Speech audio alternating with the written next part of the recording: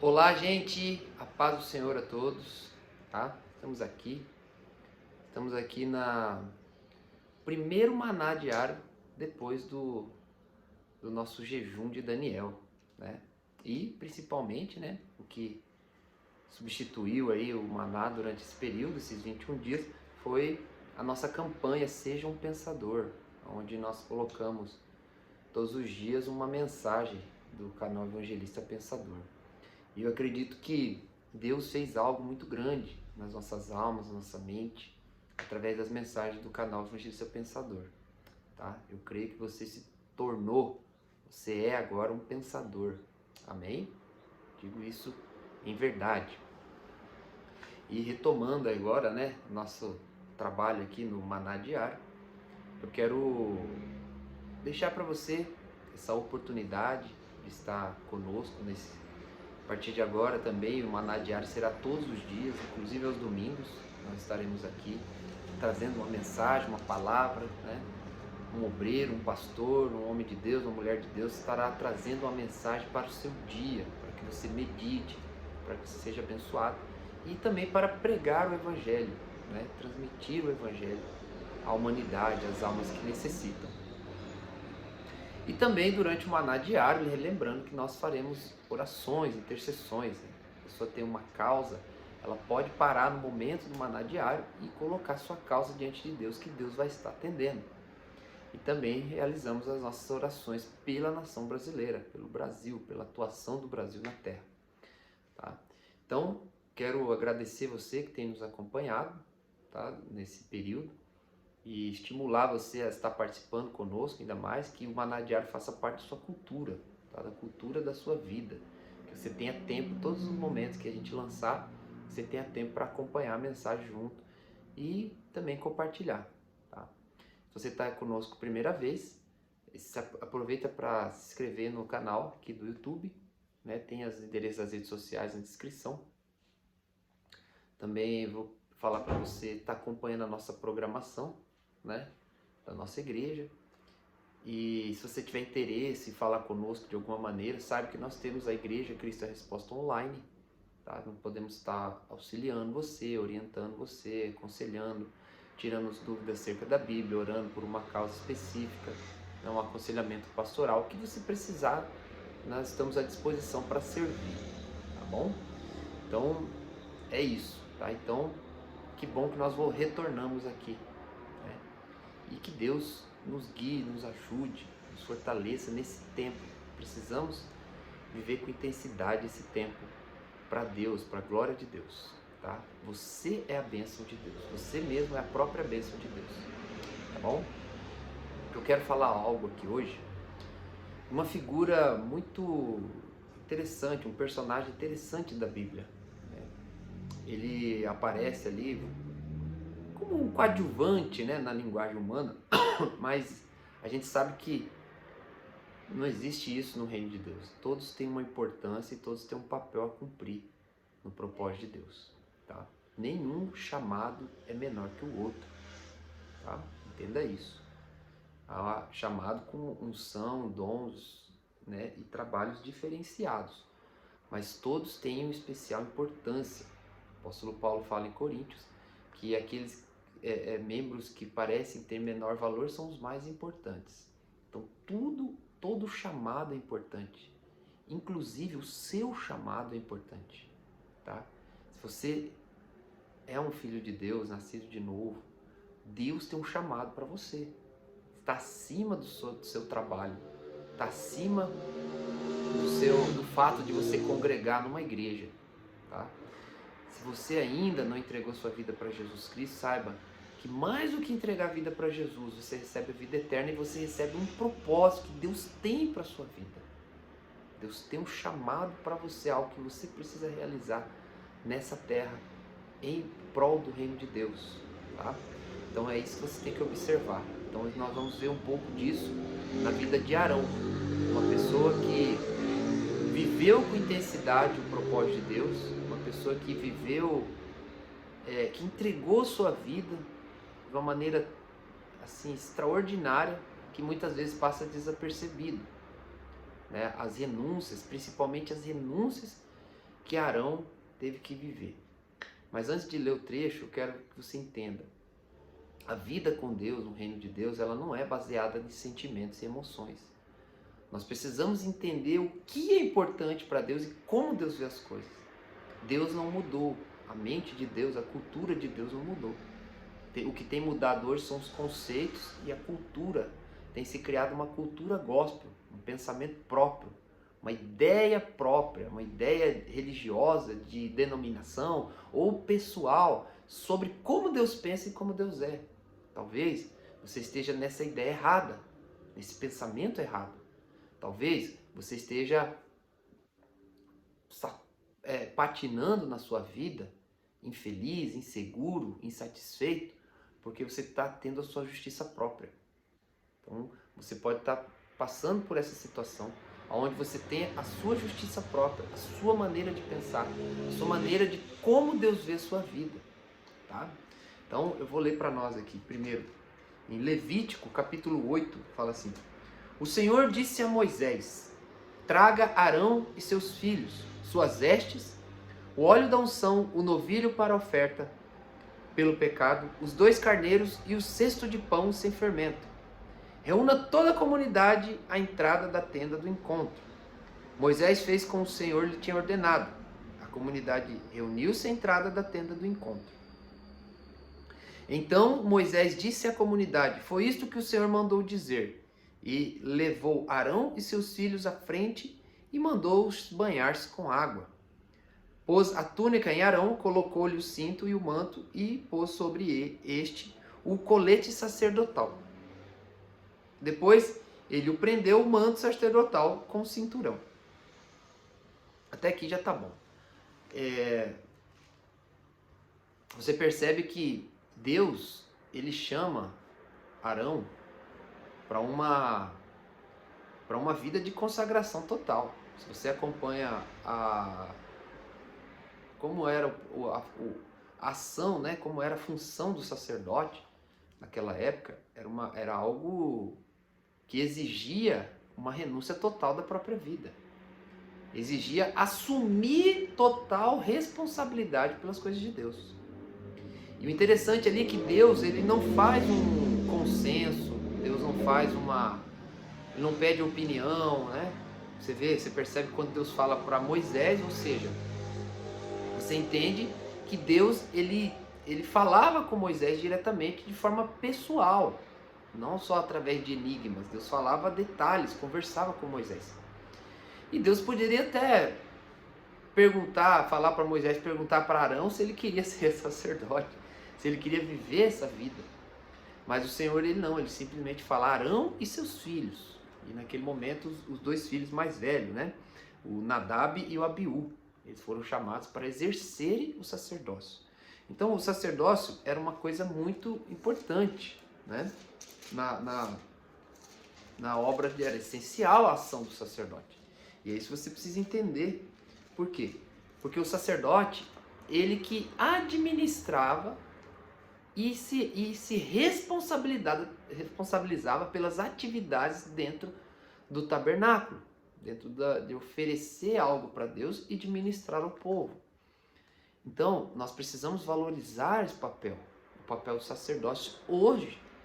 A Bíblia fala que existe o sacerdócio, mostra na nova aliança, o sacerdócio individual, cada pessoa é sacerdote, e existe o sacerdócio ministerial, que é o sacerdócio dentro da igreja, os ministérios, os 5 ministérios. Então são pessoas chamadas por Deus com relação ao sacerdócio ministerial, que têm responsabilidades, tá? O sacerdócio, ele está envolvido mais a responsabilidade do que o próprio prestígio, tá? O que é errado hoje nas igrejas, e eu falo isso agora de forma contundente mesmo, as pessoas veem sacerdócio, ministério, como prestígio. Elas têm prestígio porque elas têm um ministério, elas têm prestígio porque é um pastor, porque é um bispo, porque é um apóstolo, porque é um evangelista, porque é um pregador, porque é um preletor da noite. Isso não é prestígio, irmão. Isso é responsabilidade. É claro que se torna um privilégio porque a pessoa tem uma oportunidade de servir a Deus. Como lá em Hebreus diz, ninguém toma essa honra para si mesmo, mas Deus é que chama cada um. Arão não tomou essa honra e disse, eu quero ser um sacerdote. Não, Deus o chamou. Então, mas o sacerdote, ele não tem o prestígio. Ele não tem o prestígio. Isso não é uma posição onde ele tem que se sentir melhor que o outro, ou privilegiado por Deus por causa disso, no sentido de acepção das pessoas. Não, jamais. O sacerdote ele tem que enxergar a responsabilidade que ele tem. Então, o que caracterizava o sacerdócio daqueles homens ali, né, os sacerdotes do tabernáculo e até do templo depois, né, mais para frente, era a responsabilidade que eles tinham. E a responsabilidade deles era exigida de uma forma muito individual e de uma maneira muito santa e séria, até mesmo sagrada.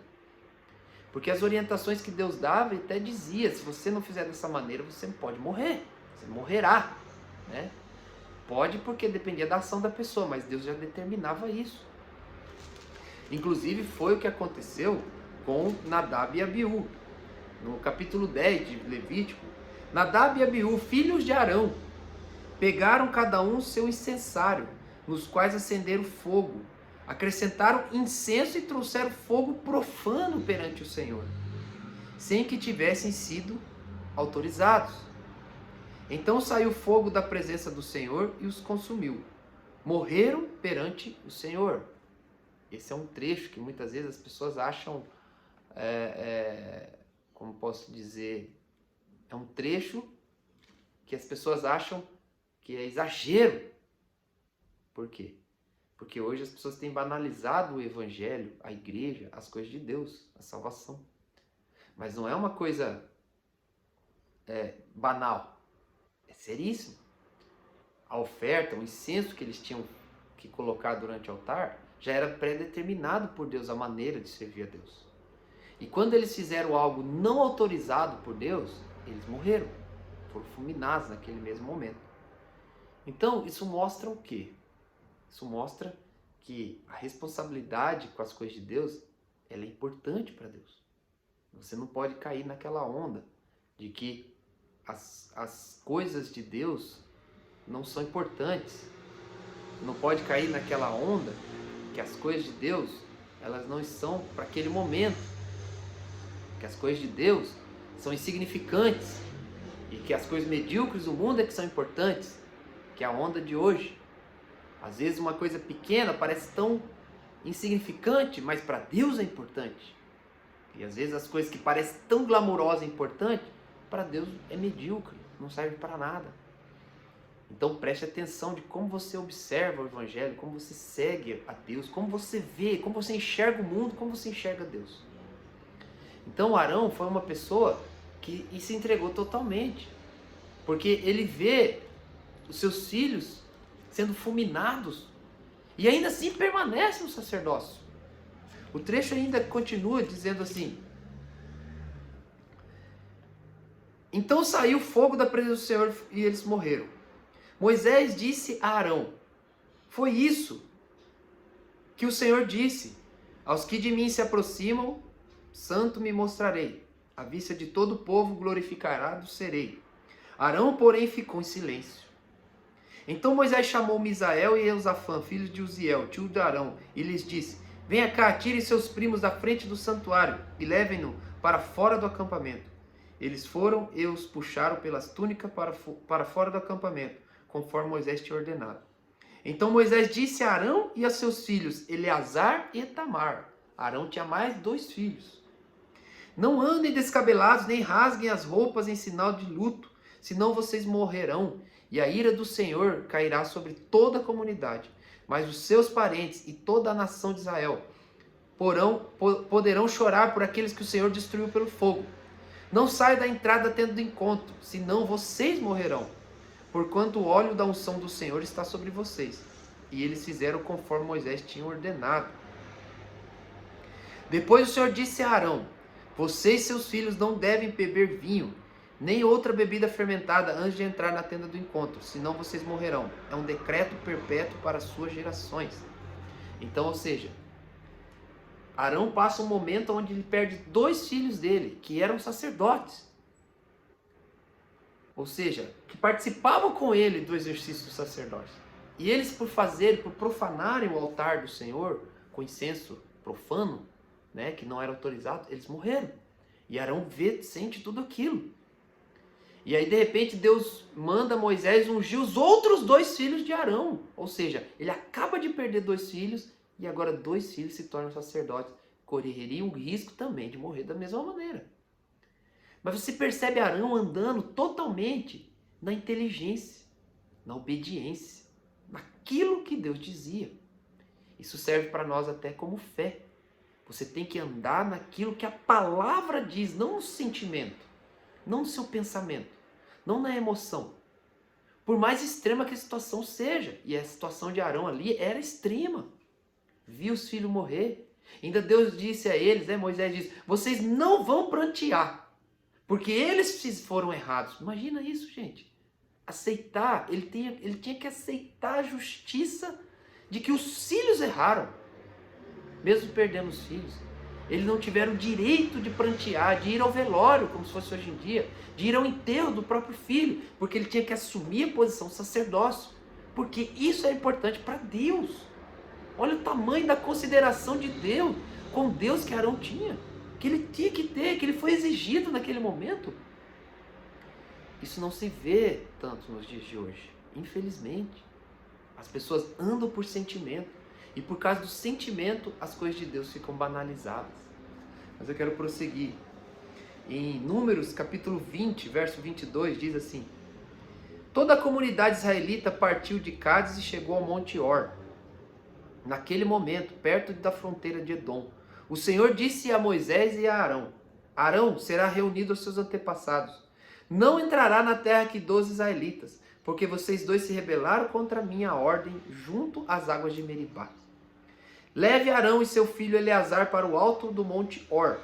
Tire as vestes de Arão e coloque seu filho Eleazar, pois Arão será reunido aos seus antepassados. Ele morrerá ali. Moisés fez conforme o Senhor ordenou. Subiram ao Monte Or à vista de toda a comunidade. Moisés tirou a veste de Arão e colocou em seu filho Eleazar. E Arão morreu no alto do monte. Depois disso, Moisés e Eleazar desceram do monte. E quando toda a comunidade soube que Arão tinha morrido, toda a nação de Israel pranteou por ele durante 30 dias. Você imagina essa situação? Deus chama Arão e fala assim: sobe o monte, tira a veste sacerdotal de você, coloque seu filho, porque você vai morrer. Ainda diz assim: você não vai entrar na terra prometida. Você passou a sua vida sacerdotal, seu ministério, guiando o povo para esse objetivo. Só que você não vai entrar. E você vai subir o monte e vai morrer. Você imagina ouvir isso, gente? Isso mostra o quanto às vezes as pessoas estão afastadas de Deus. O quanto as pessoas não estão interessadas em Deus. Não estão interessadas em como Deus pensa, nem para abençoar elas. As pessoas não se importam como Deus pensa. Tudo é frívolo, tudo é sem importância, tudo é banal, não tem importância, não é sério. Não é sério usar a fé, não é sério a oração, não é sério o ministério, não há honra mais nos ministérios, só há desonra. Fofoca não é algo sério. Não, para Deus é pior do que assassinato. Deus abomina de tão sério que é. Mas fica uma coisa banal, né? Não fazer suas ofertas é algo banal.